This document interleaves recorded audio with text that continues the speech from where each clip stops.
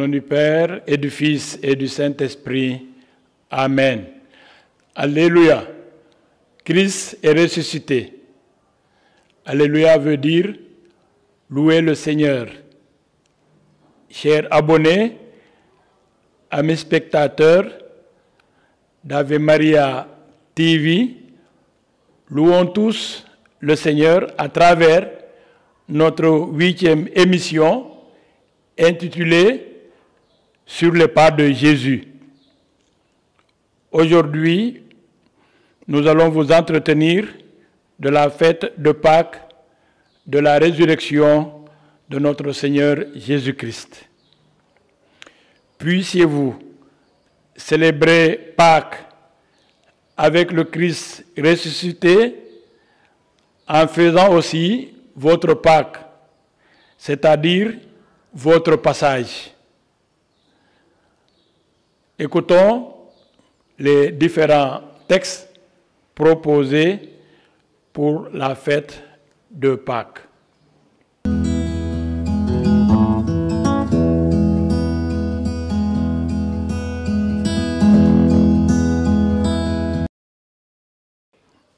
Évangile de Jésus-Christ selon Saint Jean. Le premier jour de la semaine, Marie-Madeleine se rend au tombeau de grand matin, alors qu'il fait encore sombre. Elle voit que la pierre a été enlevée du tombeau. Elle court donc trouver Simon-Pierre et l'autre disciple, celui que Jésus aimait. Et elle leur dit, « On a enlevé le Seigneur de son tombeau et nous ne savons pas là où on l'a mis. » Pierre partit donc avec l'autre disciple pour se rendre au tombeau. Ils couraient tous les deux ensemble. Mais l'autre disciple courut plus vite que Pierre et arriva le premier au tombeau. En se penchant, il voit que le linceul est resté là. Cependant, il n'entre pas. Simon-Pierre, qui le suivait, arrive à son tour. Il entre dans le tombeau et il regarde le linceul resté là et le linge qui avait recouvert la tête, non pas posé avec le linceul, mais roulé à part à sa place.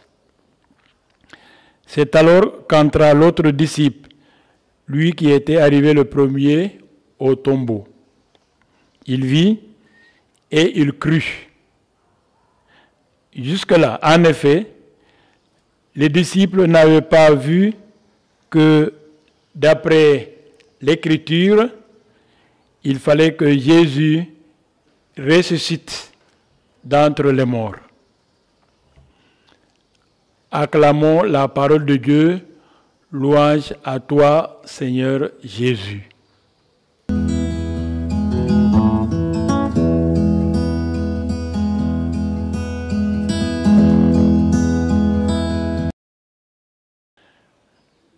Chers abonnés, amis spectateurs, Jésus a été crucifié et il est mort sur la croix le vendredi, qu'on appelle même vendredi saint, vu le caractère de cette journée. Et ce vendredi, donc ce vendredi saint, c'était la veille du sabbat, c'est-à-dire le samedi. On pourrait même dire le samedi saint. Et il se trouve que le samedi ou le jour du sabbat, les Juifs ne travaillent pas, ne doivent pas faire des activités, encore moins toucher des cadavres. C'est la raison pour laquelle le vendredi, l'on n'a pas pu ensevelir le corps de Jésus, c'est-à-dire qu'on n'a pas mis les parfums appropriés selon la manière de faire des Juifs. C'est la raison pour laquelle les femmes, très tôt le dimanche matin, se sont rendues au tombeau afin d'accomplir ce rite. Dans l'évangile de Saint Jean que nous venons d'entendre, l'on a mis Marie-Madeleine en gros plan, parce que d'après les autres évangiles, nous avons aussi la présence d'autres femmes. Mais c'est la manière de faire de Saint Jean, l'évangéliste, qui a mis donc, comme on le voit dans les films, qui a mis Marie-Madeleine en gros plan, car Marie-Madeleine est comme la bien-aimée qui cherche son bien-aimé, comme c'est dit dans le livre des Cantiques, où effectivement une femme cherche son bien-aimé. Tout ceci à cause de l'affection, de l'amitié que l'on portait à Jésus, qu'il avait délivré de cette démon. L'épisode qui nous est rapporté, c'est qu'elle est allée donc au tombeau, elle a trouvé que la pierre a été roulée de côté, et elle est allée annoncer la situation aux apôtres. C'est ce qui explique que les apôtres Saint-Pierre et Saint-Jean se soient rendus au tombeau et ont constaté les faits. Jésus n'était plus au tombeau. Par la suite, nous comprendrons que c'est parce que Jésus est ressuscité et c'est lui-même Jésus qui va apparaître à Marie-Madeleine et également aux apôtres, comme cela nous avait été expliqué dans la première lecture que nous avons entendue. Après la résurrection, les apôtres ont mangé et bu avec Jésus et ils l'ont même touché. Revenons maintenant au tombeau pour saisir les choses. Chez nous ici, pour enterrer quelqu'un, l'on creuse un trou dans la terre et l'on y met le défunt.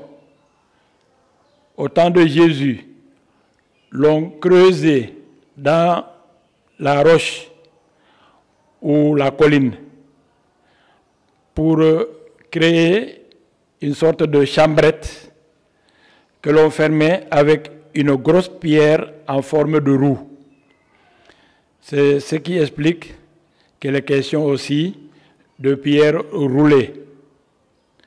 Voilà pourquoi aussi les apôtres Saint-Pierre et Saint-Jean ont pu pénétrer dans le tombeau. Une fois de plus, comme dans une petite chambre. Les apôtres que voilà ont retrouvé sur la dalle qui servait de lit le linge avec lequel on avait enterré Jésus, entendu qu'il n'y avait pas de cercueil comme nous le voyons de nos jours. Dans les récits des autres évangélistes, on a trouvé même des anges dans cette chambrette, dans ce tombeau, qui expliquent pourquoi le tombeau est vide. C'est parce que Jésus est ressuscité. Et qui dit ange, dit messager de Dieu, c'est Dieu seul qui peut expliquer ce qui se passe ici. Le mot Pâques vient de Pessa et ça veut dire bondissement, traversée, passage, traversée, comme je dis, passage. Il renvoie au passage de l'ange exterminateur des fils aînés d'Égypte. Il renvoie surtout au passage à pied sec de la mer Rouge, des Hébreux lorsque les Égyptiens les poursuivaient pour les massacrer. Ces deux événements, institués comme fête de Pâques juive, rappelaient le fait que voilà, chaque année donc, les Juifs fêtent Pâques, c'est-à-dire donc la fête de la traversée, la fête du passage. Alors, nous pouvons nous demander comment est-ce que cette fête est devenue une fête chrétienne.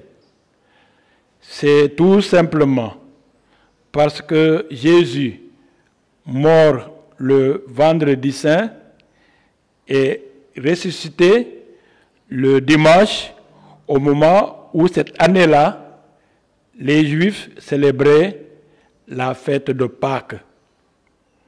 Ainsi donc, Jésus a fait sa Pâques en tant que Juif, puisque avant même sa mort, il avait dit aux apôtres, j'ai ardemment désiré manger la Pâque avec vous, parce qu'il y avait un repas solennel que l'on mangeait à l'occasion. Mais il a fait sa Pâque en ce sens qu'il a traversé le ravin de la mort, en ce sens qu'il est passé de la mort à la vie. Et la résurrection de Jésus entraîne aussi notre propre résurrection. Jésus n'est pas ressuscité pour lui-même. Il est ressuscité en entraînant aussi les hommes à ce passage, à se traverser, comme Moïse avait fait traverser également les fils hébreux, la mer Rouge à pied sec. Et c'est ce que l'apôtre Paul nous explique dans la lettre aux Colossiens. Il dit ceci: en effet, vous êtes passés par la mort et votre vie reste cachée avec le Christ en Dieu. Quand paraîtra le Christ, votre vie, vous aussi, vous paraîtrez avec lui dans la gloire. En attendant d'être mort, en attendant de faire aussi notre passage de la mort à la vie, en attendant de faire notre Pâque définitive, pour ainsi dire, nous célébrons de petites Pâques, comme je peux dire, de petits passages. C'est ce qui était requis tout au long du carême, parce que le carême était un temps d'entraînement pour que nous fassions un peu de progrès, pour que nous fassions aussi notre Pâques, notre passage. Abusant d'alcool, tu t'es peut-être maîtrisé tout au long de ce carême, au point de ne plus prendre qu'un peu en peu. Tu as fait ta Pâque de cette façon, c'est-à-dire que tu as fait le passage d'avoir abusé l'alcool jusqu'ici en consommant moins d'alcool. Aujourd'hui, les jeunes ont besoin de faire attention à l'alcool, de faire attention également à la drogue, parce que l'abus de l'alcool et la drogue nuisent à notre vie. Or, Jésus ressuscité est venu aussi pour que nous ayons la vie, et la vie en abondance. Et ce n'est pas pour rien que dans notre diocèse de Dakar, on a choisi le thème de Jésus, vie, parce que ressuscité, parce que nous communiquons également la vie, en tout cas désirant la vie physique pour nous et la vie spirituelle. Paresseux, tu ne travaillais pas bien. Et ces jours-ci, malgré coronavirus, tu t'es appliqué à mieux faire ton travail. Tu as fait Pâques parce que tu es passé de la paresse à la vaillance en faisant comme il faut ton travail. Et au Sénégal, on est un peu porté à la paresse. Il nous faut nous activer davantage parce que d'autres pays, si ils ont réussi à faire de grands progrès, c'est parce que aussi ce sont des grands travailleurs. Fâché contre quelqu'un, pendant ce carême, tu t'es réconcilié. Oui, tu as fait ta Pâque, puisque tu es passé de la haine à la réconciliation en nouant ton amitié avec l'autre, ton prochain. Et l'on pourrait multiplier les exemples. Et toi-même peux trouver des traversées que tu as faites. Toi-même peux constater les progrès que tu as eu à faire pendant tout ce temps de carême. Ces progrès ont été consentis dans tes rapports avec Dieu et avec le prochain. Et il n'est pas question de revenir en arrière. Parce que ce qui est acquis pendant le carême doit être maintenu jusqu'au carême prochain, entendu même que c'est chaque jour que nous devons avancer. C'est chaque jour que nous devons traverser. C'est chaque jour que nous devons faire des progrès. C'est ce que nous faisait comprendre le pape Léon le Grand quand il disait ceci, que le peuple de Dieu reconnaisse qu'il est une nouvelle créature dans le Christ ressuscité, que ce qui a été renouvelé ne retourne pas à l'inconstance de son état premier et ne renonce pas à son labeur. Que celui qui a mis la main à la charrue ne regarde pas en arrière, mais qui regarde ce qu'il sème, qui regarde vers ce qu'il est devant lui. Que nul ne retombe dans les vices dont il s'est relevé. Mais même si, par suite de la faiblesse humaine, il gît encore en proie à quelques maladies, qu'il désire instamment être guéri et rétabli. Telle est la voie du salut, telle est la manière d'imiter la résurrection commencée dans le Christ. Donc c'est un sermon sur la passion du Seigneur. Il faut comprendre que la passion de notre Seigneur a conduit à la résurrection. Et il dit ici, la résurrection commencée parce que la résurrection du Christ se poursuit en nous. Étant donné ce que nous vivons ces temps-ci, nous allons prendre cette prière pour conjurer coronavirus. Cette prière a été proposée à l'occasion de cette semaine sainte à cause donc du coronavirus ou Covid-19. Par sa résurrection, Jésus a vaincu la mort. Il a vaincu également tout mal, donc toute maladie. Maintenant, de quelle manière? Nous ne savons dans les détails. Mais ce que je peux dire, c'est que Jésus, de son vivant, guérissait les malades et ressuscité, assis à la droite de Dieu le Père, dans la force de l'Esprit Saint, il continue sûrement à nous donner la vie. Même s'il faut le faire à travers des personnes interposées, puisque Jésus attend aussi notre concours dans la lutte contre le mal ici-bas. Et c'est à travers la prière que nous lui demandons aussi l'aide nécessaire pour y arriver.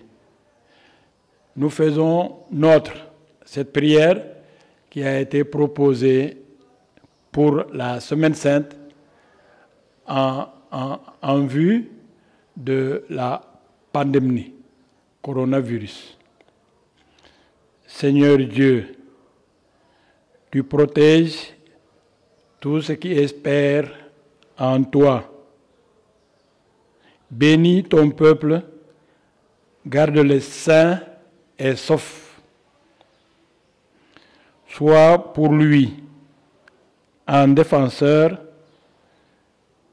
prépare-le à surmonter l'épreuve de coronavirus, afin que libérés du péché et de tout mal, nous puissions également nous préparer toujours dans l'attente de notre propre résurrection. Amen. Chers abonnés, amis spectateurs d'Ave Maria TV, tout au long de ce carême, nous vous avons accompagnés. Nous bénissons le Seigneur pour le peu que nous vous avons apporté, tout en demandant pardon pour les manquements.